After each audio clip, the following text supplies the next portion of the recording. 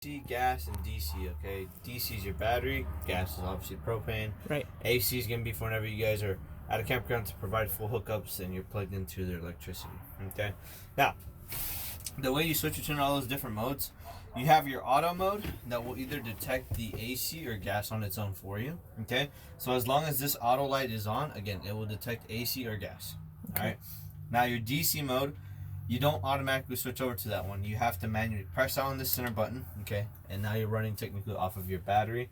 Now the way that works is that the vehicle will be turbocharging your camper battery, and the camper battery will be running the refrigerator, okay? That is only to maintain the temperature. It is not going to get it any colder, so you're only using DC for whenever you're traveling. That's it, okay? If you guys are going to stop by for maybe 5 minutes or so, come back here and turn it off. That's if the vehicle's off as well, okay? Because then it will kill your camper battery first and then the vehicle battery. So you're going to be left stranded. So try not to do that, right? Yeah. So turning it right back on, you give it a few seconds, and it's going to go right back to your DC mode. It's got a bit of a delay. That's why you just got to give it a few seconds, okay? Okay. Alrighty. So it just went right back to DC. Now to get to your auto mode, you press on the DC, and once you've hit the auto button once, it will stay on the auto mode, so you don't ever have to press that button ever again, okay? Okay. Alrighty, and then your temperatures 1 through 5, 5 being the coldest, and you just toggle your way through that. Okay. Is there there's no freezer, it's just refrigerator? There's a freezer. There is, The okay. little latch right here. You slide it up, okay? The first thing that's gonna get cold is your refrigerator. Alrighty? And then the rest of the refrigerator will get cold for you. Okay. So with that being said, I do recommend to leave these plugged in at least the day before so it can get fully cold. Right. If not, at least overnight, okay, so it can get to a decent temperature. Okay. These things at least need at least 24 hours. Here. Okay. Good. So, is it running on propane right now? No, it's running on AC. Oh, you got it connected to the building? Yeah. So if you disconnect the AC, it'll switch to propane? Yeah. Your tanks are empty right now, so you don't have propane. Okay. Yeah. Alrighty.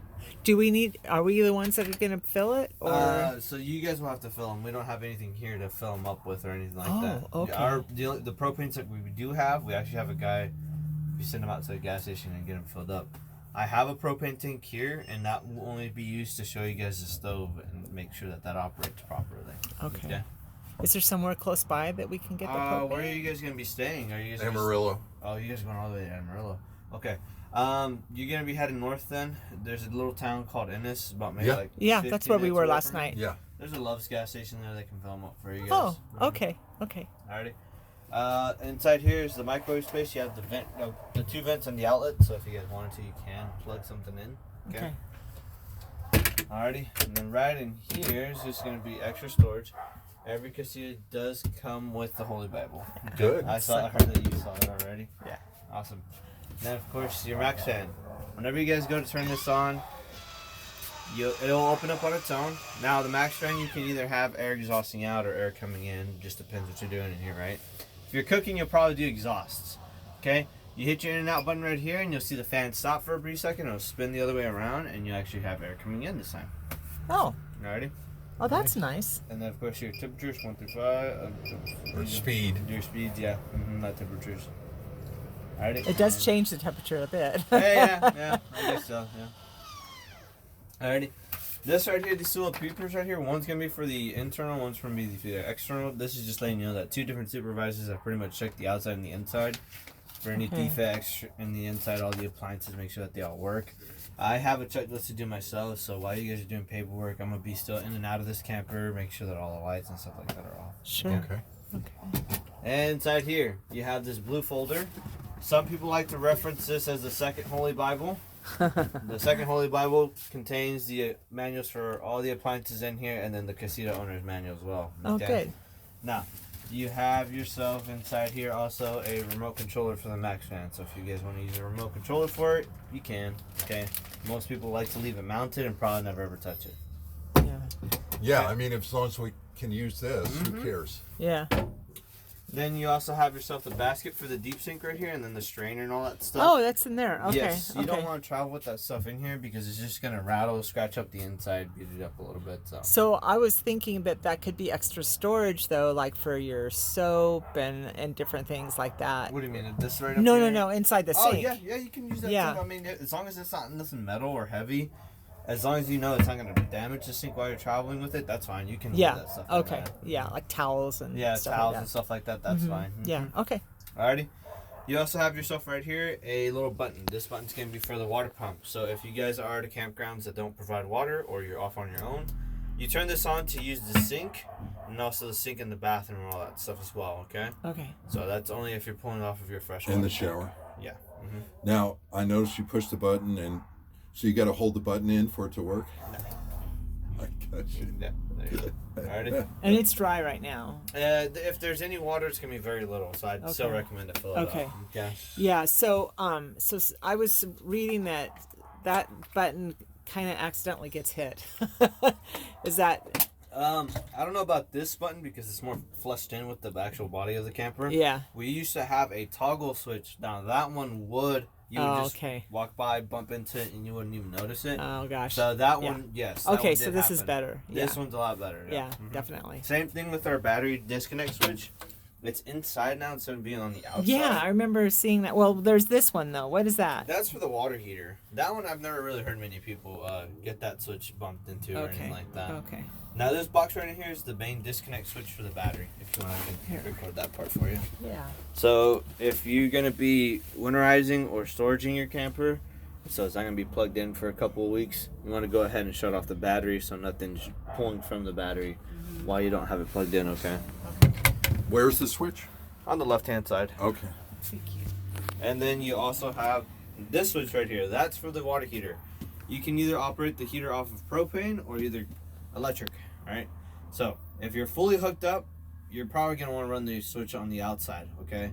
When we're out there, I'll point out where that switch is at. Okay. Okay. But the outside's for electric. This right here is gonna be running off of propane. So if you're boondocking, Right. you're gonna be running off of propane. Okay. Do you guys know what I mean by boondocking? Uh-huh. Okay, Yeah. all right. We've heard about it. So, what does this do? That's for the water heater to turn on with propane.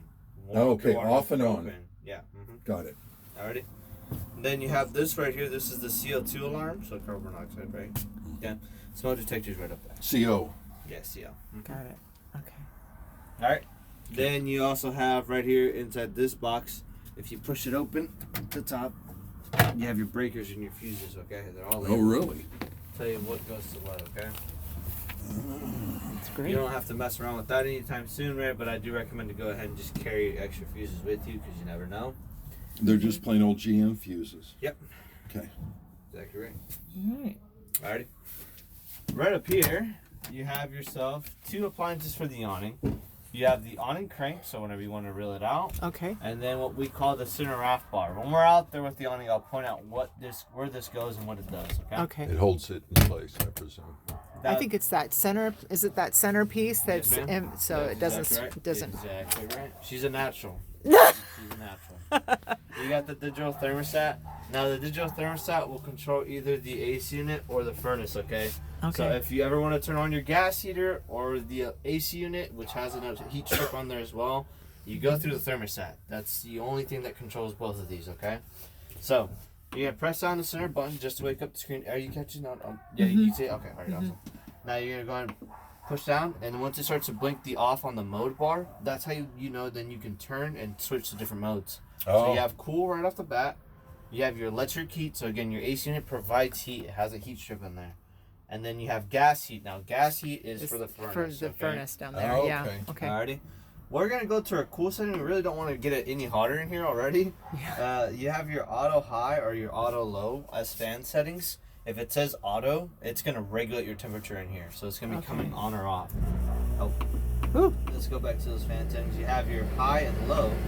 Now, if it doesn't say auto on the top, it's just gonna constantly keep the AC unit going, no matter what temperature you have it set to. Okay. Okay.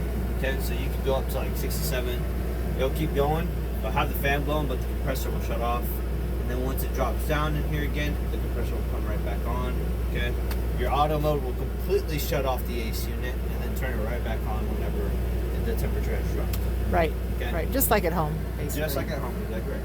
Spin the wheel, and that adjusts the temperature for you. Okay? And we'll leave that on. We'll make sure that this is going to properly get cool in here. Okay? Okay. Because you guys will definitely be needing that. Yeah. Alrighty. let me go ahead and hook up a propane tank and show you guys the stove a little better, okay? I'll Yeah, be that right would be back. great. Thank you, Alan. What do you think? What do you think, Ray? I'm coming out. Oh, okay. Don't answer me How do I then. get out?